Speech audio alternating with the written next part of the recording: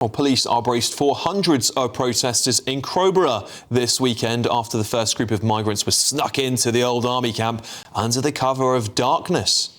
Well, it's all part of a government's mission to end the use of migrant hotels.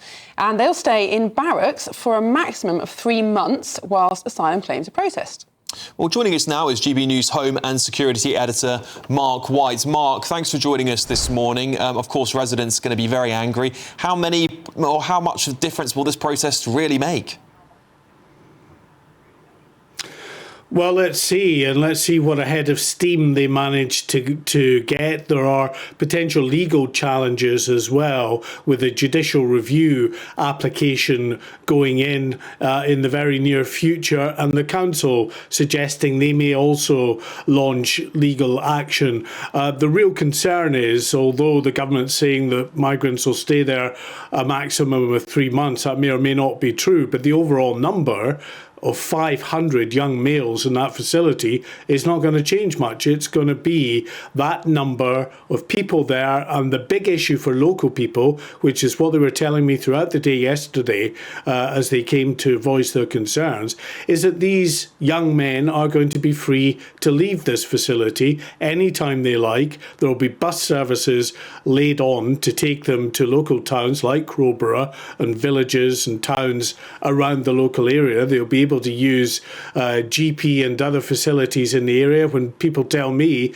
that, they struggle to get a GP appointment at the best of times. So they are very angry. They say the area is not set up for an influx of 500 young asylum seekers into the mix as well. And I think elsewhere in the country, those living next to military sites, either former military sites or current military sites, perhaps need to be a little bit concerned as well, because I was struck by the comments from the Home Secretary yesterday when she spoke about the desire to move beyond just Crowborough, to go for site after site after site now as the new model of military bases, so that they can end the use of hotels for asylum seekers. So that means if you're living next to a military site anywhere in the country, asylum seekers could be coming to a location near you.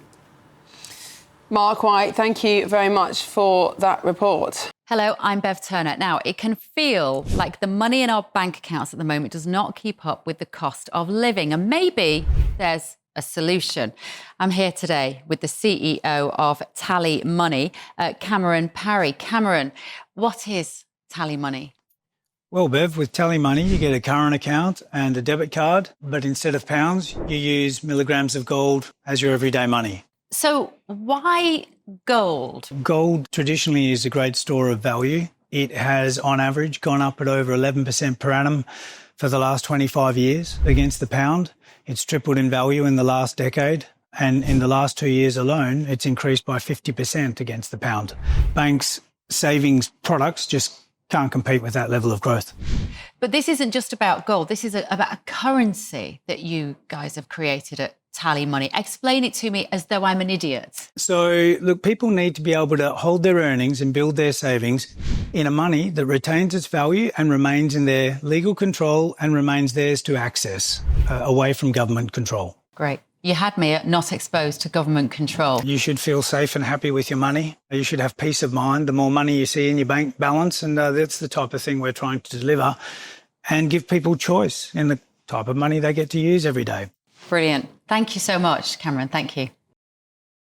And yes, we understand that many more of these military bases will open up. And of course, as far as the Home Secretary is concerned, this is a lot cheaper than the hotel solution. But of course, it's not only the cost that is a problem for people. No, well, she was bigging it up yesterday, saying this is taking away an incentive. But of course, we know a month earlier, the Labour government just created a new initiative to build new council houses for asylum seekers and to do some of them up so they could house them in. This is what are they talking about? This is disincentive. If you're going to get a free home at some point, it's certainly an incentive there. But anyway, look, joining us now is Crowborough resident Simon Brown. Simon, thank you very much for joining us. Simon, you live on the back of this base, is that right? Tell us the implications for you.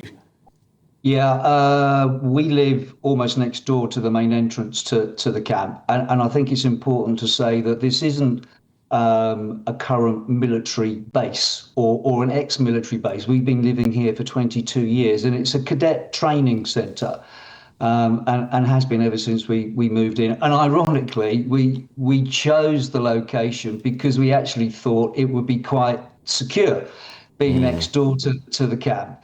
And yeah, so we're literally a couple of 100 yards from the main entrance. We were told by the Home Office before Christmas that we would get 72 hours notice before any illegal asylum seekers were moved into the camp. Then there was an announcement at 8:30 on Wednesday evening to say that they were going to be moving asylum seekers in. And 7 hours later, at 3:30 in the morning, the first ones arrived. So that gives you an idea of how much you can trust the information that comes from the Home Office. We've been told and reassured that this is going to be a temporary situation, that it's only going to be for 12 months. But there are rumours that contractors have already been asked to quote beyond that initial 12-month period. So we know it's not going to be temporary. It's going to be permanent. And as a community, we are absolutely incensed. We've been completely ignored. As your previous reporter just said, we've had protests that we've been doing every weekend since this was announced at the beginning of November. I think last Sunday was the 11th or 12th week in a row. Clearly, the numbers on Sunday, I mean, the numbers have been, ranging from sort of 4,000 down to sort of, I think last week was probably 1,500, 2,000 people. Sunday is going to be huge. And yeah, we've been ignored, and it feels like we've been punched in the stomach by the government. That's how we feel as a community. But we can't take it laying down. We've got too much to lose. The very fabric of our local town, which is, a peaceful, generous, warm-hearted community, is under threat. Now, Mr. Brown, the Home Office is saying that they are hoping only to house people there for 3 months, and that all asylum seekers will have been screened against policing, criminality and immigration databases before arriving. Does that give you any reassurance at all? Well, absolutely not, because we know that the first thing that these illegal immigrants do when they get onto the beach at Calais is they dump all of their identification documents. So, they arrive on the boats and they are processed. How do we know that they're giving their correct names? Are they lying about where they've come from, etc., etc.? I mean, we know that a lot of these asylum seekers have already been given asylum in other countries in Europe. Simon, that's unfortunately, we've run out of time, but thank you very much for joining us. It's a very, very good point you've made there, and obviously, thanks for joining us and keep us posted on what's going on there in Crowborough. It's just devastating for local communities. So much I'd love to say about this, but